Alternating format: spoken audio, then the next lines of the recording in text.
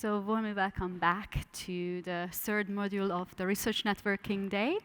And the title of this module is Resynthesize, Reframe and Reimagine the Liminal Voice. So we will go to the direction of voice, and unfortunately I have to start the module with a bad news. As I already mentioned in the introduction, but I think some of you were not there in the beginning, Kaitlin couldn't make it, so there will be only 2 presentations of this module by Tabea Nixdorff and Claire Holdsworth, who are already on the stage. Before we go directly to the first presentation, I prepared a little bit of kick-off presentation, let's say, or a short text about voice. So, voice. I even can try to summarize the research findings on that topic, but let's just think about the idioms coming to our minds about voice. Of course, I'm asking you to think about it in, let's say, European or North American context. As the political anthropologist Marlene Schaefers puts it in her article, Voice, we speak of marginalized groups lacking voice and celebrate their efforts at raising their voices. We give voice to our ideas and have a voice in matters of our concern. We are advising to listen to our inner voice and be vocal in our opinions. These idioms are closely related to agency, individuality, and authority.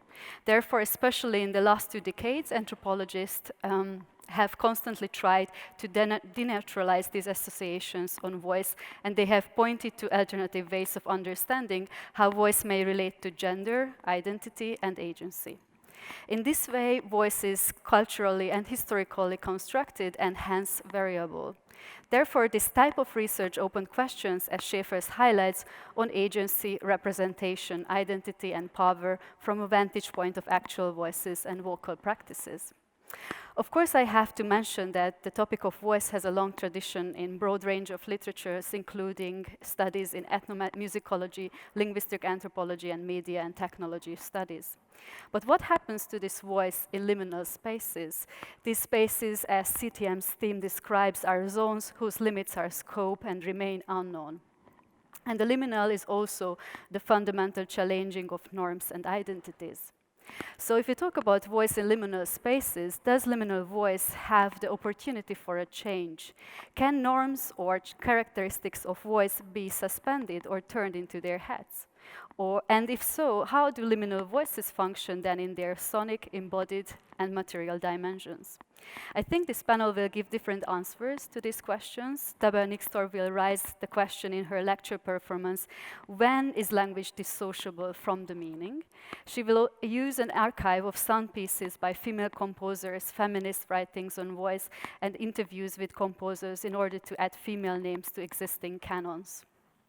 Claire Holdsworth will explore the liminal dynamics of the sounded voice and aims to shift canonize the perceptions of the disembodied voice in film and media studies texts. So there is another important common point in the following 2 presentations. Both aim to add insights to the discussion on the histories of electronic music and sound. Both aim to change the existing canons which don't know and accept diversity in different terms. Last year, when I was standing here at the Research Networking Day as the moderator of the panel on female voices and musicians, I talked about some mostly academic findings on how to change existing canons of sound art and music histories in terms of gender. I also mentioned Tara Rogers' milestone book, Pink Voices, Women, Electronic Music and Sound. It was published in 2010 and includes interviews with female composers in order to give them references in the histories of electronic music and sound. Another related reference point can be Rebecca Ferrugia's work, Beyond the Dance Floor, Female DJs, Technology and Electronic Dance Music Culture. And now I can also add the third important publication to this list, which is a pioneer one in German-speaking context, Hidden Alliances, Versteckt, Verbunden, edited by Elisabeth Schimana, a bilingual book presenting 20 female musicians' works, which was published just last year. And if we talk about diversity in terms of gender, we should of course mention genderqueer, non-binary and transgender artists who unfortunately are not the part of the popularized canon either. Sasha Geffen's upcoming work, Glitter Up the Dark, How Pop Music Broke the Binary, will exactly discuss this kind of phenomena. And if you would like to know more about Sasha's findings, I highly recommend you to come here on Friday, because Sasha will be here and talk about their findings. So even though there are still a lot of things to do, I'm quite optimistic. I also learned from the last presentation, let's say, radical optimism I have. I believe that the discourse is slowly changing nowadays, and hopefully this actual liminal stage will end up in a diversity turn of all kind. Let's see about that. So now I'm asking the first presenter of this module, Tabea Nixdorff, to come to stage. And it's going to be a live performance, a lecture performance. So we really hope that the internet will work as we thought it works. So if there's any issues, it's just because of the internet connection, nothing else. Maybe some words about Tabea's work. She's actually from Artes University of the Arts in Netherlands, and she's an artist and researcher currently working towards her MA in Fine Art and Design. She's based in Arnhem, Netherlands, where she's co-curator of Phantom Radio 91 FM and sits on the board of Apria, an online platform for research investigations of arts. In her artistic practice, Tabea explores possible languages for and of marginalized female voices, which takes shape in lecture performances and audio installations, as well as book projects. And the presentation or the lecture performance title is Susurro, Full of Whispering Sounds, on Female Voices Exploring Sound as Speech and Speech as Sound. Tabea, stage is yours.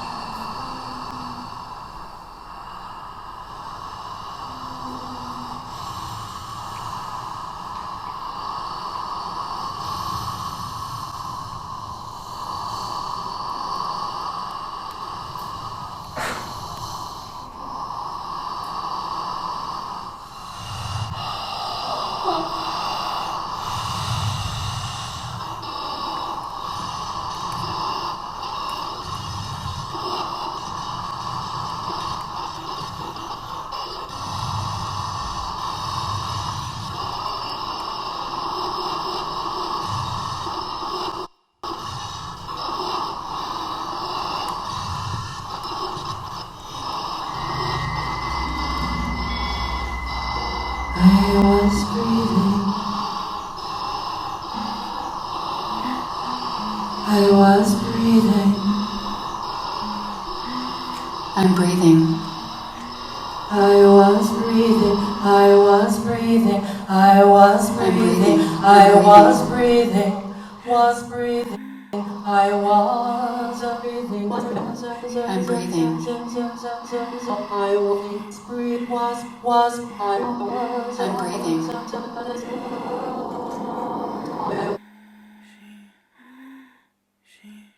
When we learn to read, we unlearn to involve our voice.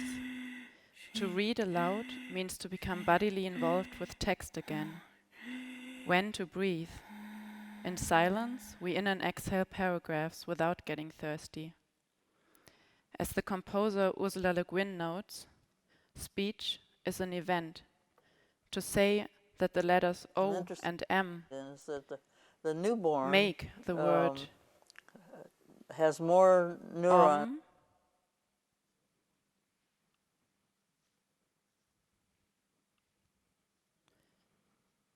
Is to confuse sign and event.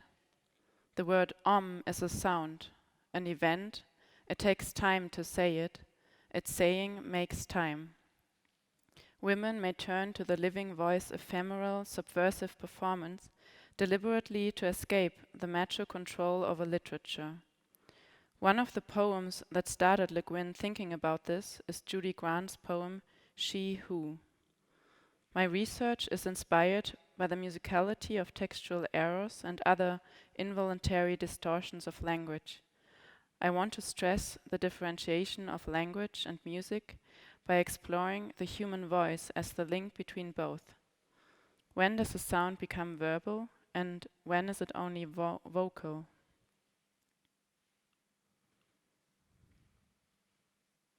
I'm interested in is that the newborn has more neurons than an adult. And what happens is that as soon as the baby is born, I mean, they are urged towards communication, towards learning speech sounds. And sounds that don't have anything to do with speech are discarded along with the neurons. And so speech and alphabet are profoundly wonderful tools of communication, but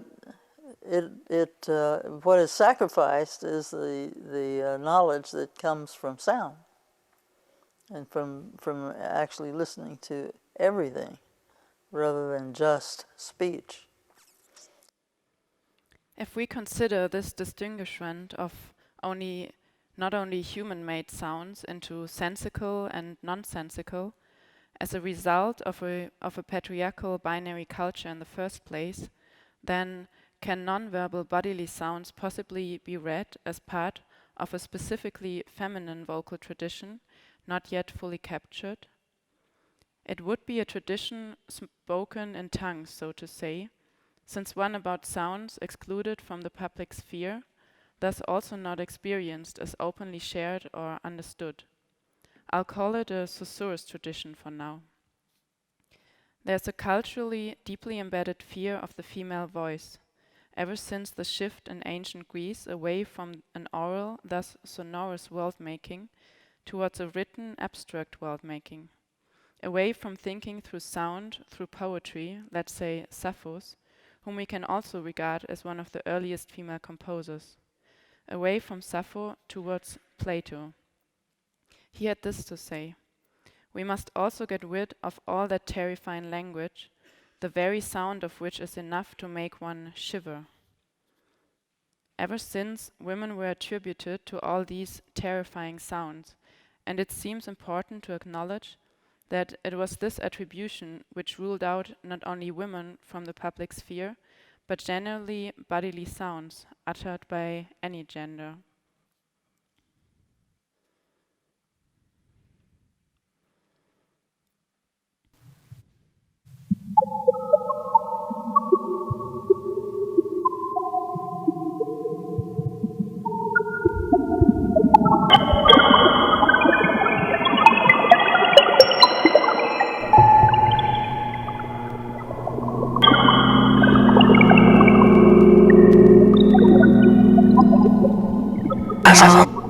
Are not for sale, and all are not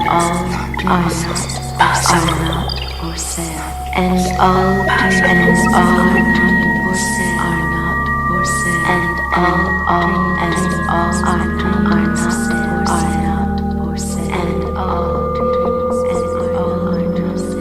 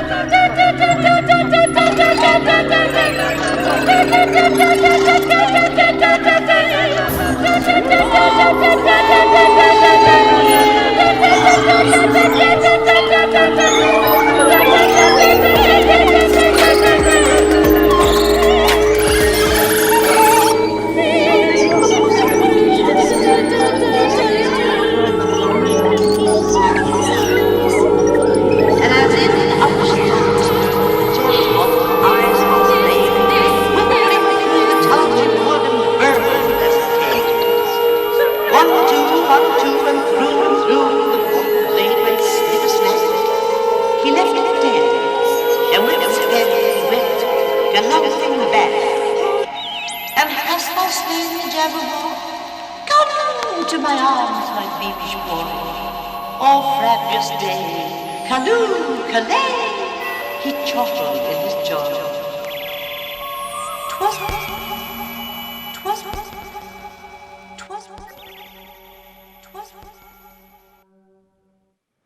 As Anne Carson describes in her essay, The Gender of Sound, this abandonment of bodily sounds was given a symbolic locality.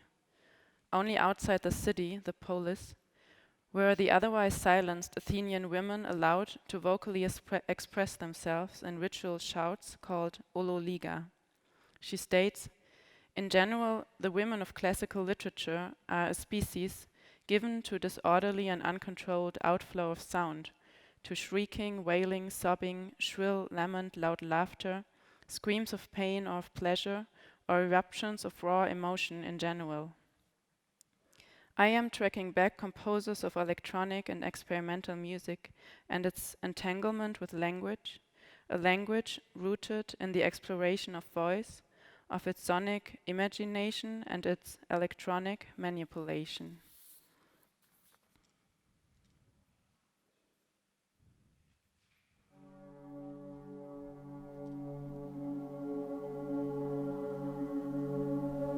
Dear Charlotte, language begins in joy.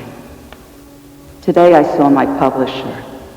He said to me, all the phenomena in the world are just signs for other truths. Our job as humans is to find out what each thing represents. I think he was talking about my writing. One of the truths, he continued, of human existence is a malignancy. Malignant because it's real and we can't understand it. I hate this truth, which manifests itself as the fact that human life is suffering.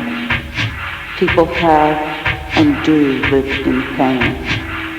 He pounded his fist against the table until he bled in order to prove this point. I won't. Doing research on marginalized subjects always means to acknowledge both that it takes effort to find access to their voices and that sometimes fiction is the better resource for truth. If we imagine a susurrus tradition full of whispering sounds and bodily utterances, which is gendered because men took over the symbolic order, critical feminist writers as Hélène Cixous and Julia Kristeva argue that women have privileged access to these primary sounds since they could never get fully attuned to the language and power as participating members.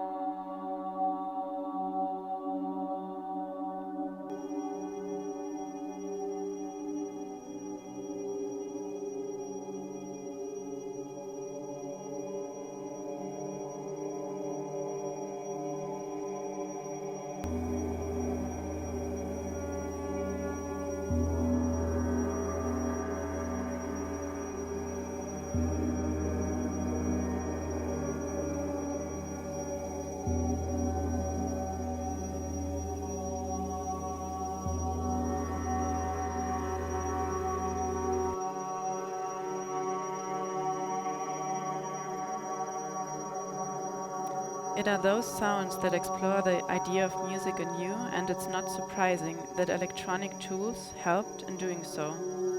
It might not be so surprising either that especially women had a huge interest in exploring the possibilities of synthesizers, tapes, and computers, since it gave room to author music outside of established academies.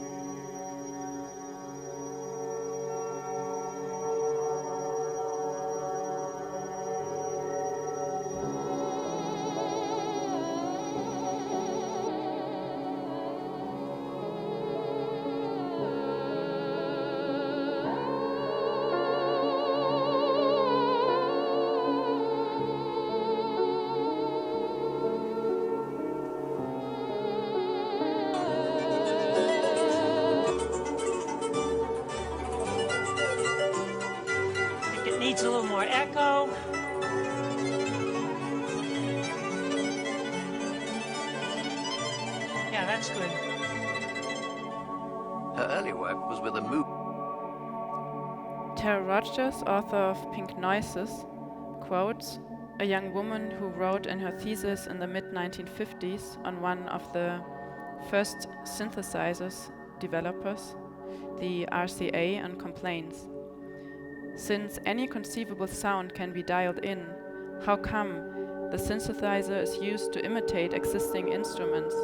I had hoped to hear new sounds."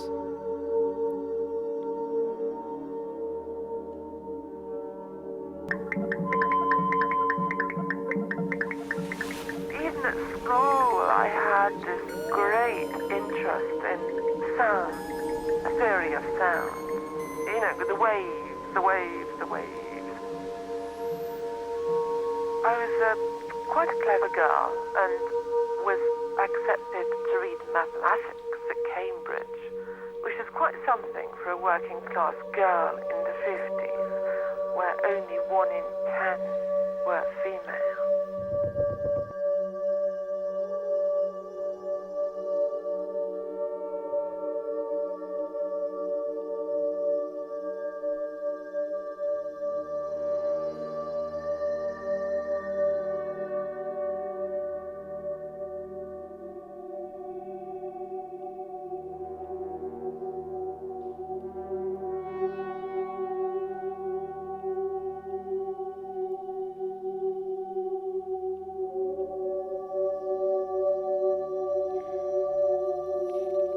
To close, I come back to a postcard Pauline Oliveros published in the 1970s. She not only in her compositions thought music anew, and especially the notion of its authoring, she also never seemed to forget the pleasure in rewriting history outside of sound, and further never stopped claiming that we should refuse categories as lady composers, while never stop listening to the possibilities and potentials of concentrated female creative activity. Thank you.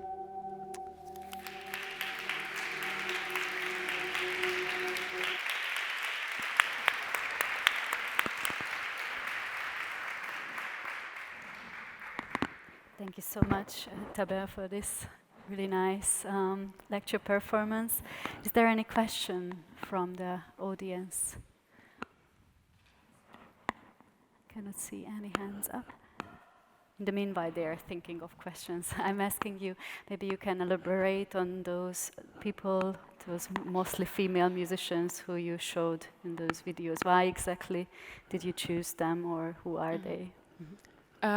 Yeah, I think I just started with this interest in, as I guess a lot of us have in very different fields, to find out some women in that field, because they are often not necessarily taught in the mainstream anthologies, or don't come as easily to us as knowledge. And with experimental female composers, I realized that there are so many, and that there is also a lot published on them, especially online.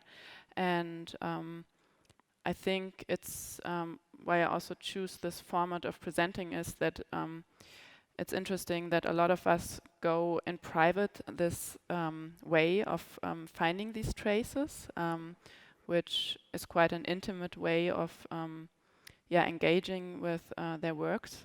But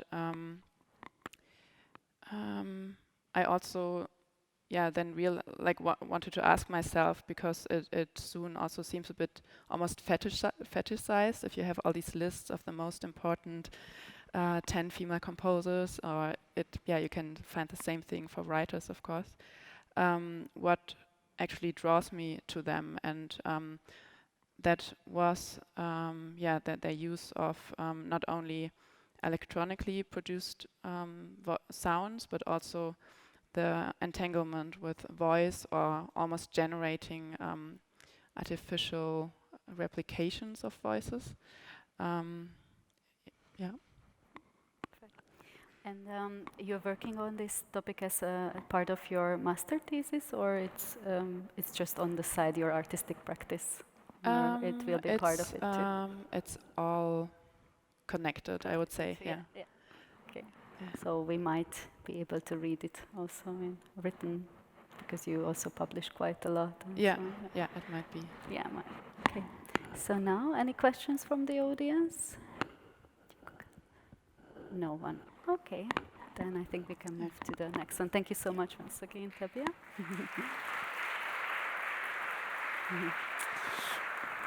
And the next presenter is Claire Holdsworth, and Claire is an archivist, researcher, and writer based in London, specializing in British artists' moving image of the 1960s to 1990s, and her research considers sound and the voice, using interviews and archives to explore artists and collectives working during this time. Currently an independent researcher, she lectures at the University of the Arts London, the Royal College of Art, and other art colleges. And Claire was also previously an early career research fellow at Kingston School of Art and completed her PhD at Central St. Martin, so in 2016. So, Claire, the stage is yours. Good afternoon, everybody. So I've got a lot of images, and I'm going to speak for about 15 minutes. No sounds, unfortunately, but that was beautiful. Entitled Ventriloquial Bodies, Reframing Ephemerality in Artist, Film and Video, this presentation describes research in development and will touch upon ideas raised in a postdoctoral research project exploring the overlaps between experimental sound making and independent film and video culture in London between the late 1960s and late 1980s. Connecting with ideas already raised in this session, as an archivist and art historian of artist moving image, my work re-excavates film and video works and cultures, engaging more recent discourses on sound and techno-feminism, considering revisitation of this past in the present. This revisitation is twofold. It is both what I do in writing these histories and what the artists I study do in their work. Works of experimental film and video, made both recently and in the past, often critique society and mass media, using archival material or found footage in subversive ways. My PhD thesis, entitled History Has Tongues, explored how artists reveal counter-histories of the subjects they explore by engaging with the voice critically, conceptually, and as a sounded component in their work.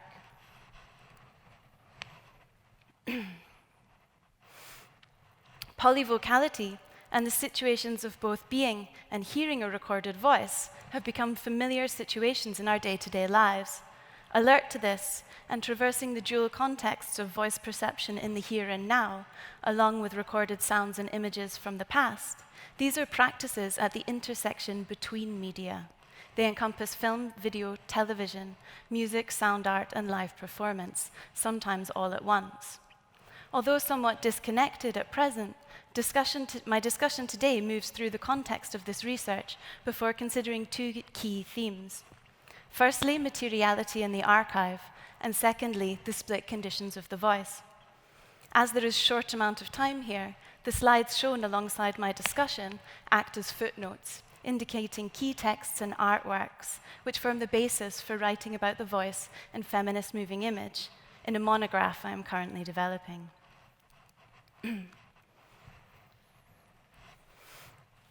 The liminal, as a state of constant transformation, is fundamental to performance art and time-based artworks, especially those that use multiple formats, sound, video, film, which become through playback and action.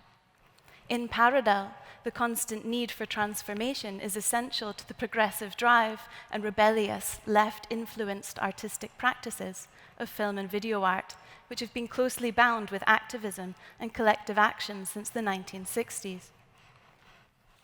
Questions of language and critique of the structural hegemonies of society were likewise fundamental to queer as well as feminist questioning of social superstructures in artworks and culture in the 70s and 80s. Yet, even as these installations and interventions looped, cut, and subverted, discourses about these works which use the forms and formats of mass media, can at times be said to perpetuate overemphasis on the body and the gaze, albeit differently to the media outlets they critiqued.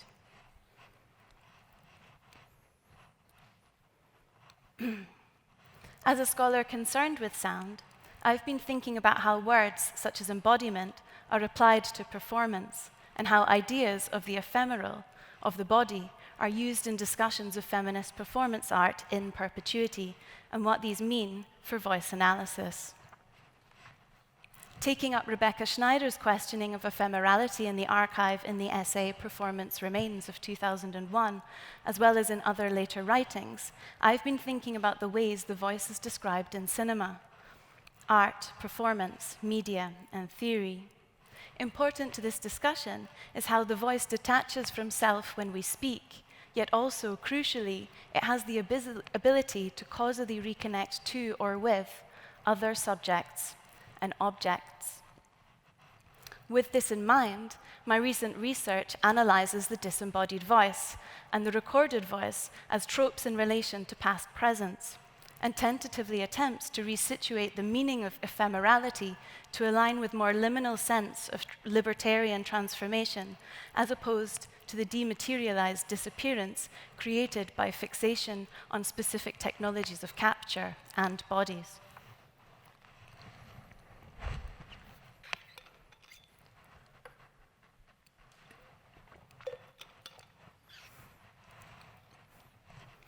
In moving image, materiality is all too often overbound with the corporeal, with physical technologies as analog and digital artifacts which bear aesthetic traces, madeleines transporting sensory information into the future.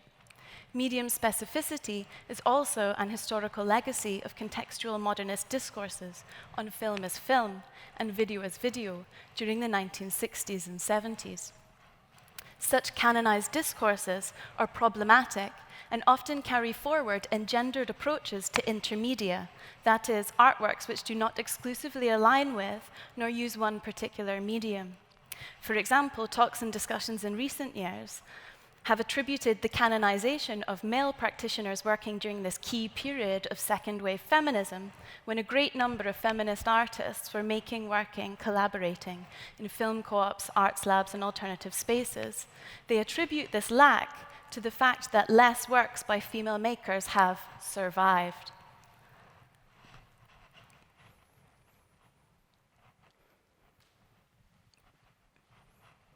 Although not hostile nor critical, such discourses presume an object-based value structure, particular ways of working that presume that artworks will be archived, and by turns, ongoing engagement with organizations and technologies after works are made and events take place. Contrary to this connotation, for many feminist makers engaged in performance, sound-based, and film and video experiments, the notion of afterlife was not necessarily implicit, nor part of the work or process. It was not always intended that such works should remain. Translating and narrating disparate archival materials and sources, such as the critical writings seen in the slides previously, enact a process which resembles that described by literary theorist Catherine Hales in her book Writing Machines, which was published in 2002, just after Schneider's Performance Remains, when memory and terms like the archive became a zeitgeist of sorts, a period in which memory boomed. The past 20 years have seen a number of writings and theories on the archive emerge, what music critic Simon Reynolds describes as retromania, and likewise discussed by theorists such as Mark Fisher, and closely associated with the 2000s as a retroactive decade in which hauntological traces, samples, and snippets from past times were collaged, reappropriated, recontextualized in both music and art. Hale's foregrounds our innate awareness of one media in another, a cyclical process of remediation that bears an aesthetic trace of the medium upon which it was first inscribed. Significantly, Hales includes texts or writing in this process. with, to use Hales's wording, the defamiliarization of the origin medium in mind, I have started to reconsider the remediative dynamics of artist critical writing in relation to the artist's voice, as well as those of live sounded and recorded voices in works by feminist makers. In particular, the feminist improvising group, which involved filmmakers and musicians whose performances used vocal improvisations and whose sounds were included in the soundtracks of a number of feminist films at this time, for example, in the films by Laura Mulvey and the late Peter Wallen. My research questions approaches to corporeality using the voice as a means to engage with and complicate discourses that emphasize visibility or invisibility in approaches to archives and performance, to consider the materiality of the non-visible, that is, the sounded voice and sound more broadly.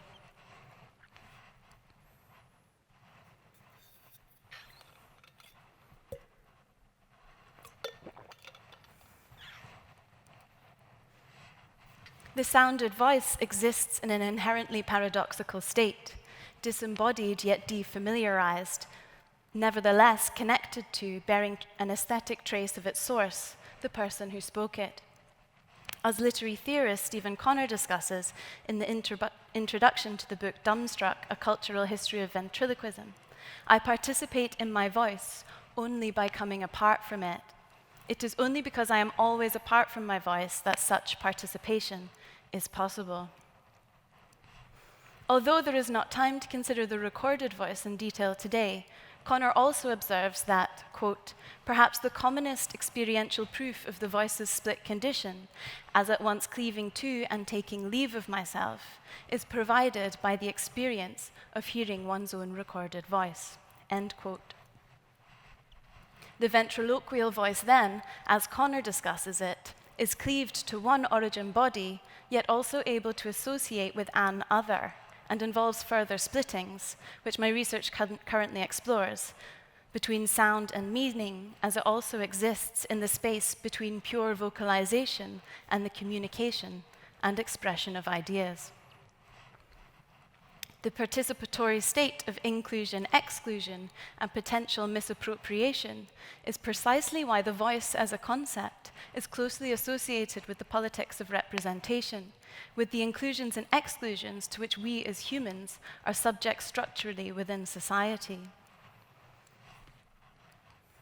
Although I am still working these ideas out, I believe that the voice and what Connor terms the vocalic body represent a potentially different approach to vocal embodiment and materiality, providing a much-needed alternative to over-codified notions of archiving, as mentioned previously, and the over-embodied, over-speaking woman of, for example, 20th century Hollywood cinema, described by theorists such as Kaya Silverman in texts such as the 1984 essay, Disembodying the Female Voice.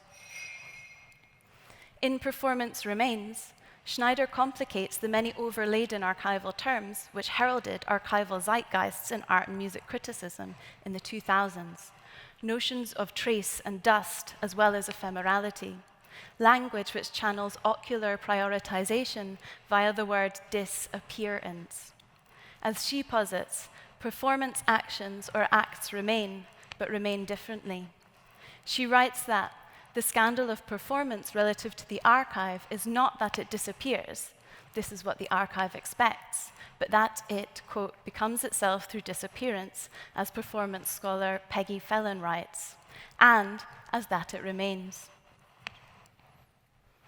Schneider emphasizes alternative ways of thinking about memory and information in ways that are different to but potentially informative for voice analysis, observing that history is not lost through body-to-body transmission in dance and other performance works. She writes, the notion of performance as disappearance crosses chiasmatically with ritual, ritual in which, through performance, we are asked again to re-found ourselves in repetition.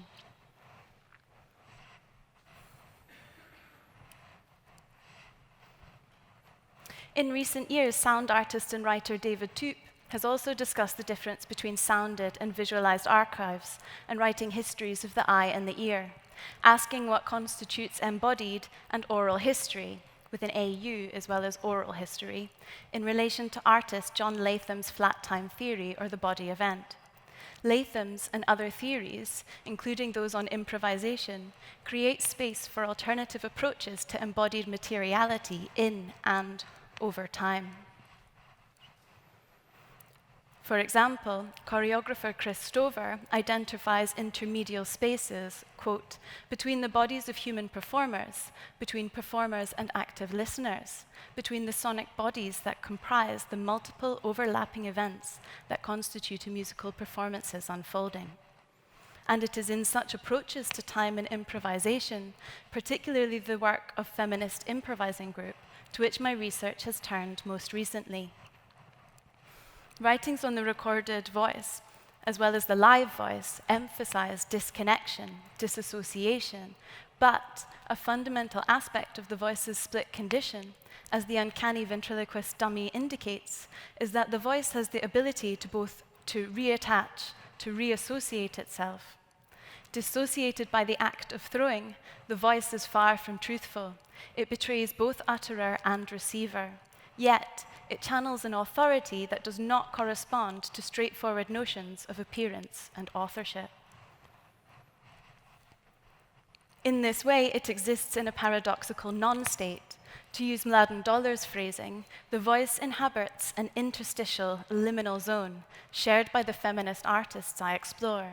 It is both inclusion and exclusion, which retains the excluded at its core.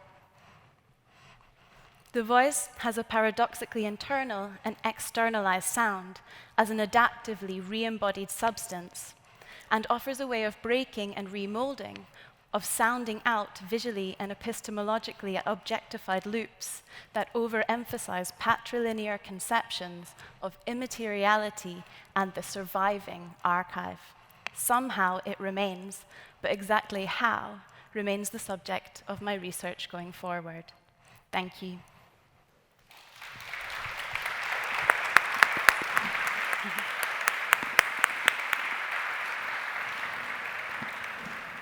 Thank you so much, Claire. Any questions from the audience? No? I have a question because I also work in an archive, and I'm just curious, how should we imagine this work in an archive when you go in? How do you approach your material? What are the first steps you do, or how you analyze your stuff? Well, I work closely in like a number of different archives, and I did my PhD in one particular collection. And that collection involves a lot of paper-based ephemera, so another use of the word ephemera. And then also a lot of tapes as well, and different kind of books and materials relating to specific organizations in the history of experimental film and video. So within that archive, which is the British Artists Film and Video Study Collection at Central St. Martin's, mostly what I did to like engage the history I explore is actually go through periodicals and critical writing. And that's why critical writing has become like such an important part of my research. But it's actually like a kind of growing field in terms of moving image most recently, because you can see the kind of development of critical writing and moving image as like running in parallel with this development of the artist's voice and the artist as critic in more recent times, kind of from the 70s onwards. So I'd say like a good starting point is always going to be like contextual publications from the time, because they're not always necessarily what is reprinted. And then in terms of the archive, we obviously have this other kind of material dynamic, which is the artworks themselves.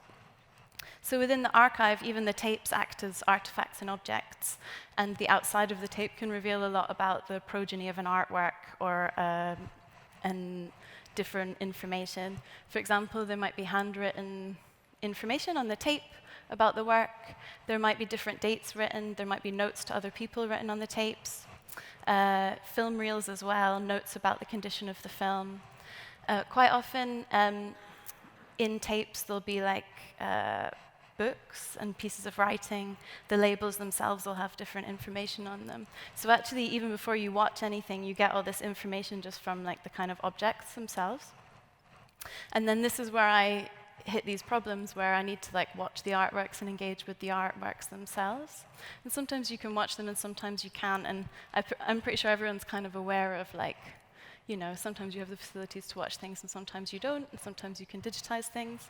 But where I can't do that, and I have all this other information from the tapes and the ephemera I've been through, that's where oral history and speaking to people comes in, and also consulting critical writings where there are accounts of artworks, performances, and that kind of thing. And a lot of the performance art that I work with, one particular artist, Annabelle Nicholson, for her the most important part now is actually the writing that happens after the artwork. So there's all these kind of different layers of engagement with it as an archival object and things which happen in the past. And we talked about today also about feelings also in the last panel. Did you have this kind of feeling when you found something very special that, okay, this is the one I was searching for a year long or something? Mm-hmm. Have you had this kind of euphorical feeling in this sense during your work? You always do in an archive. Everyone should go into archives and find stuff because you never know what you're going to come across. Yeah, constantly. The best one is usually like a letter. And the best, I've seen like very funny letters that mock things written in like fake nom de plumes, and then you figure out who wrote it and stuff like that. There's lots of fun stuff like that, and gossip. But, yeah. Sometimes finding a work. Perfect. Now, any questions from the audience? Last chance to ask from Claire. If not, okay, then thank you so much for the presentation.